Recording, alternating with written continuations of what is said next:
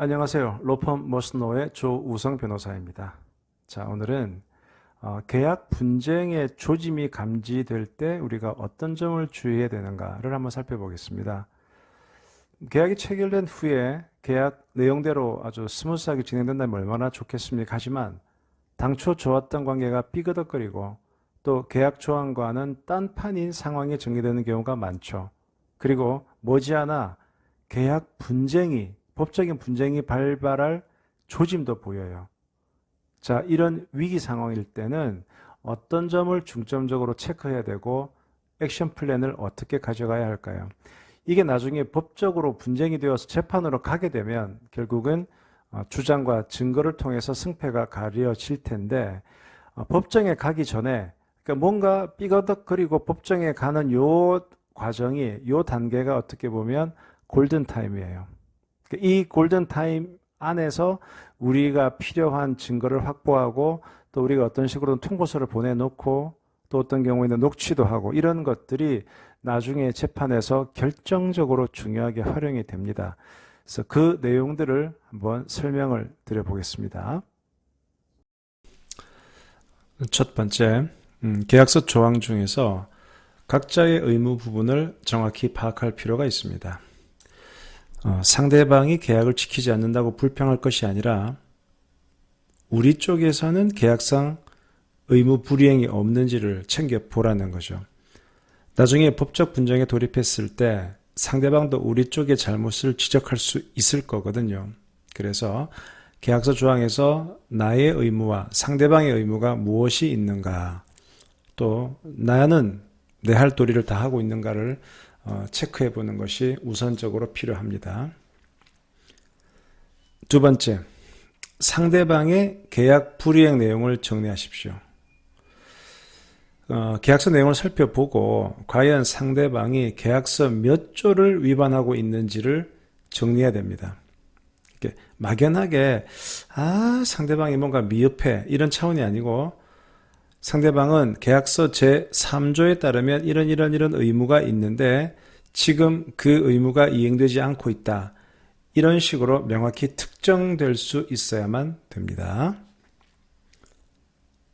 세 번째, 상대방에게 이 계약 불이행 사실을 문서로 통보해야 됩니다.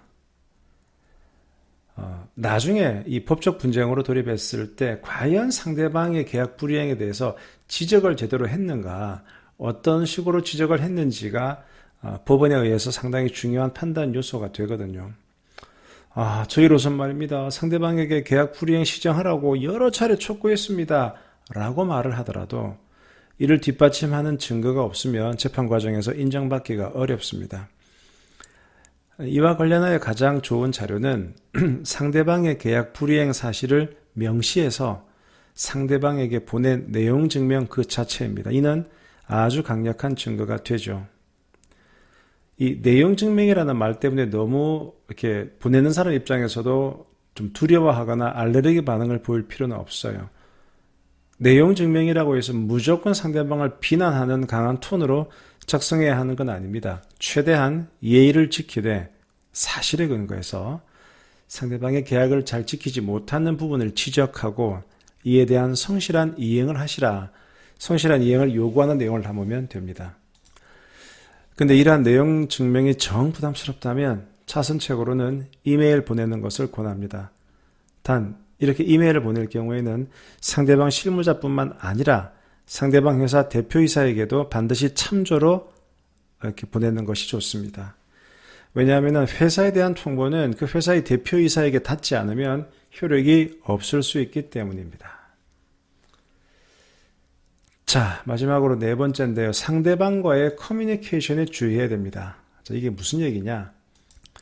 계약 분쟁에 관한 조짐이 보일 경우에 상대방도 나름대로 그 낌새를 차릴 겁니다. 뭔가 좀 분위기 스산하다. 그러면 서로 뭔가를 자신에게 유리한 증거를 확보하기 위해서 노력할 수가 있어요. 이럴 때 가장 먼저 하는 행위가 서로 대화를 몰래 녹음해 두려고 하는 거죠. 이렇게 녹음한 내용은 나중에 재판정에서 녹취록 형태로 이 증거로 제출되기도 합니다. 많이 제출되죠. 그래서 상대방이 보면 교묘하게 대화를 이끌면서 이 계약이 지금 이렇게 제대로 이행되지 않는 게 당신 잘못이야 이런 식으로 그 잘못을 상대방에게 넘기는 이렇게 유도하는 답변을 많이 좀 이렇게 이끄는 사례가 많이 있죠. 따라서 이런 계약 분쟁에 관한 조짐이 보일 때는 관리자는 해당 계약 관련자들에게 상대방과의 대화 내용이 녹음될 수 있어 라는 걸 주의를 주고, 그래서 앞으로 저쪽 회사와의 어떤 커뮤니케이션은 김 과장 당신이 책임져 담당자를 지정한 후에 그 사람을 통해서만 상대방과 커뮤니케이션을 진행할 것을 지시할 필요가 있습니다. 실제 분쟁에 들어가면 실제로 잘못한 사람보다 잘못한 것처럼 보이게 증거가 남은 사람, 그 사람이 나중에 법적인 분쟁에서 패소하는 경우를 많이 봤거든요. 그래서 이게 계약 분쟁 조짐이 감지될 때 미연에 이런 것들 알아두시는 것은 대단히 의미가 있다. 점을 말씀을 드리겠습니다. 지금까지 러펌 머스트 노의 조우성 변호사였습니다. 감사합니다.